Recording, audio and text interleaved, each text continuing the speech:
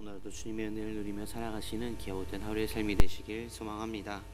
오늘 본문은 1절에서 12절 말씀은 4년여에 이르는 그 압살롬의 그 반역 준비와 헤브론에서의 반란에 대해서 말씀하고 있으며, 또한 13절에서 23절까지 말씀은 압살롬의 반역 소식을 접한 다윗의 황급한 도피와 가드 출신 장군 이때의 충성에 대해서 말씀하고 있습니다. 또한 마지막으로 24절에서 37절 말씀은 다윗과 사도 그리고 후세 사이의 약정에 대해서 말씀하고 있는 것을 오늘 말씀을 통해 우리는 보게 됩니다. 먼저 1절 말씀을 통해 보면 압살롬이 자기를 위하여 병거와 말들을 준비하고 호위병 50명을 그 앞에 세우니라 라고 말씀합니다. 압살롬은 병거와 말들을 준비하고 거기에 호위병까지 둔 것은 반역에 필요한 기초적인 장비와 병력을 갖춘 것으로 보게 됩니다. 아울러 차기 왕의 계승권자로서의 그 위험을 가시하기 위해서 하는 것으로 볼 수 있습니다. 이스라엘에서는 찾아보기 어려우나 당시 고대 근동 지방에서는 왕들이 자기 위용을 가시하기 위해서 병거를 타고 50명의 호위병을 거느리며 행차하는 관례가 있었습니다. 압살롬은 아마 그술에 머물면서 외조부인 그술 왕의 화려한 행차 모습에 반하여 그 모습을 흉내냄으로써 백성들의 관심을 끌고자 하였던 것으로 보여집니다. 이러한 압살롬의 행동이 보여준 특징은 무엇일까요? 그가 백성의 마음을 얻기 위해서 왕권을 탈취하기 위해서 가장 신경 쓰고 있는 것은 외적으로 그럴듯하게 꾸미는 것이 그에게는 가장 중요한 일이었음을 보게 됩니다. 그는 먼저 병거와 말들을 준비하고 여기에 더하여 붙인 다윗도 거느리지 않았던 그 호위병 50명까지 거느리며 왕의 모습을 흉내내고 있는 것을 보게 됩니다. 게다가 이렇게 호위병을 두고 앞서 달리게 했던 그 관습은 이스라엘에서는 행해지지 않던 그 이방의 관습이었습니다. 압살롬은 백성의 마음을 끌기 위해서 인품과 경건을 쌓는 그러한 삶이 아닌 위엄과 신비감을 더하고자 이방의 관습까지 끌어들이며 자신을 포장하고 있는 것을 보게 됩니다. 거기에 더 나아가 자신을 공의롭고 인자한 왕으로 위장하는 일까지 하는 것을 보게 됩니다.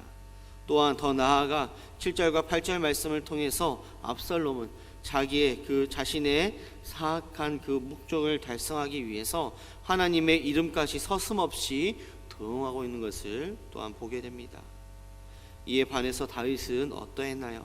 압살롬의 반역 소식을 들은 다윗은 14절 말씀에 보면 일어나 도망하자, 그렇지 아니하면 우리 중 한 사람도 압살롬에게서 피하지 못하리라.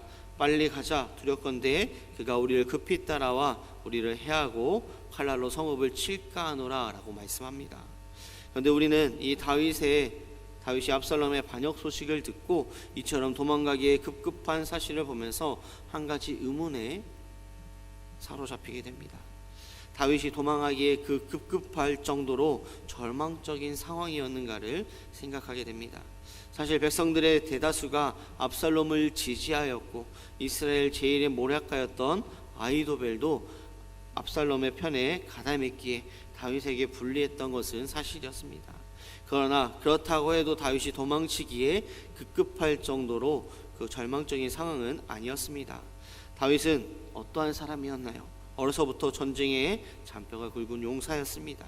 아직도 충성스러운 용사들이 함께 있었고 또 결정적으로 예루살렘은 난공불락의 요새였습니다. 거기에 비해 압살롬은 실전의 경험이 전혀 없었을 뿐만 아니라 아직 헤브론에 있었습니다. 그런데도 다윗은 압살롬의 군대와 맞서 싸우지 않는 것을 오늘 말씀을 통해 보게 됩니다. 여기에 대해서 많은 견해들이 있지만 그 중 하나는 다윗이 하나님의 도성이 예루살렘이 그 전쟁에 휩싸이는 것을 원치 않았다는 그런 견해가 있습니다. 압살롬의 군대는 격퇴될 수 있을지 모르지만 하나님의 도성인 예루살렘이 파괴되었으며 또한 백성 간의 피비린내 나는 싸움으로 더럽혀질 수 있었기에 다윗은 고난의 길이었지만 성을 버리고 도망하는 길을 택한 것으로 보여지기도 합니다. 이러한 다윗에게 21절 말씀에 보면 이때가 왕께 대답하여 이르되 여호와의 살아계심과 내 주 왕의 살아계심으로 맹세하옵나니 진실로 내 주 왕께서 어느 곳에 계시든지 사나 죽으나 종도 그곳에 있겠나이다 하니라고 말씀합니다. 자기를 떠나 더 안전한 길로 가라라고 말하는 그 다윗을 결코 떠나지 않겠다라고 맹세하는 충성스러운 부하, 그 이때의 모습 또한 보게 됩니다. 아이도벨과 같이 기회주의적인 그런 모습을 보이는 그런 자가 아닌 끝까지 따르는 그 이때의 모습을 통해서 다윗은 큰 위로와 힘이 되었음을 보게 됩니다. 거기서 더 나아가서 하나님께서 함께 하심을 또한 경험하게 됩니다. 거기에 더해 제사장 사독과 모사 후세의 모습 또한 우리는 보게 됩니다. 그들은 다윗이 예루살렘에서 나오자 다윗을 쫓고자 하였습니다. 그중 제사장 사독은 다른 제사장인 아비아달과 더불어서 언약궤를 메고 성 밖으로 나와 기다리다가 다윗이 나오자 그 뒤를 쫓으려 하였습니다. 그리고 후세는 다윗의 소식을 듣고 감람산 마루터까지 찾아와서 그를 쫓고자 하였습니다. 그러나 다윗은 이들을 모두 예루살렘으로 돌려보내며 그들과 약정을 맺는 것을 오늘 말씀을 통해 보게 됩니다. 먼저 사독과 아비아달에게는 언약궤를 다시 메고 예루살렘으로 돌아가 예루살렘의 정황을 자신에게 알려달라라고 말했으며, 또한 후세에게도 예루살렘으로 돌아가 압살롬에게 거짓 충성을 맹세한 후에 압살롬의 반역에 가담한 그 아이도벨의 모략을 패하게 하라라고 지시하고 있습니다. 이러한 다윗의 모습을 통해서 우리가 보아야 할 것은, 첫째는 다윗이 언약궤를 예루살렘으로 돌려보냈다라는 것입니다. 다윗은 하나님의 궤가 범죄의 결과 도피의 길을 떠나게 된 자신과 함께 유랑하는 것을 원치 않아 다시 예루살렘으로 돌려보낸 것을 보게 됩니다.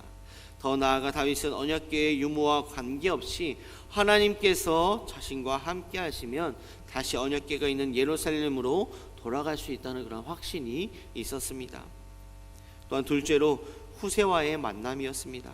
다윗은 아이도벨이 압살롬의 반역에 가담했다라는 그런 소식을 듣고 하나님께 그의 모략을 어리석게 하여 달라라고 간구하였습니다. 그 기도 직후 후세와 만나게 된 것을 보게 됩니다. 이는 하나님께서 다윗의 기도에 응답하신 결과로 보여집니다. 이렇게 압살롬의 반역을 통해서 도망한 다윗이 충성스러운 이때와 사독과 아비아달 또한 후세를 통해서 하나님께서 함께 하심을 경험하게 됩니다.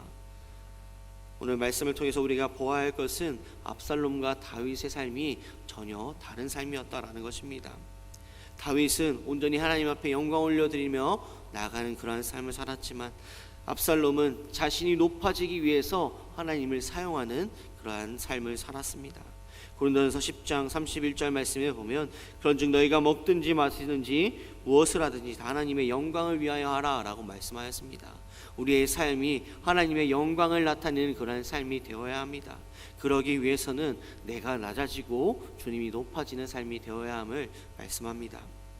오늘 하루 살아가는데 내가 높아지는 삶이 아닌 내가 낮아짐을 통해서 주님이 높아지는 그런 삶이 되시길 소망합니다. 말씀을 정리하고자 합니다. 압살롬은 자신이 높아지기 위해서, 자신의 군사 권력을 위해서, 자신의 왕이 되기 위해서 하나님의 이름을 덕대고 사용하는 그러한 삶을 살았습니다. 하지만 다윗은 자신의 범죄함과 자신의 실수를 통해서 더욱더 낮아지고 더욱더 하나님을 의지하고 하나님과 함께 하심을 믿는 그 믿음 가운데 나아갔음을 보게 됩니다. 그 결과 다윗을 돕는 조력자들을 얻게 되는 것을 봄을 통해서 오늘 하루의 삶 가운데 나에게 힘듦과 어려움이 찾아올지라도 내가 높아지기 위해 더욱더 노력하는 그런 삶이 아닌 내가 낮아짐을 통해서 주님이 높아지며 주님께 영광 올려드리며 나아가는 그런 삶이 되시길 소망합니다. 기도하시겠습니다. 사랑과 은혜가 충만하신 아버지 하나님, 오늘 하루의 삶이 내가 높아지는 것이 아니라 주님이 높아지는 기아못된 한 날 되게 하여 주시옵소서. 오늘 주님께서 우리의 삶을 주관하여 주시고 인도하시고 함께하여 주를 믿사옵고 바라오며 사임하신 예수님의 이름으로 기도드립니다.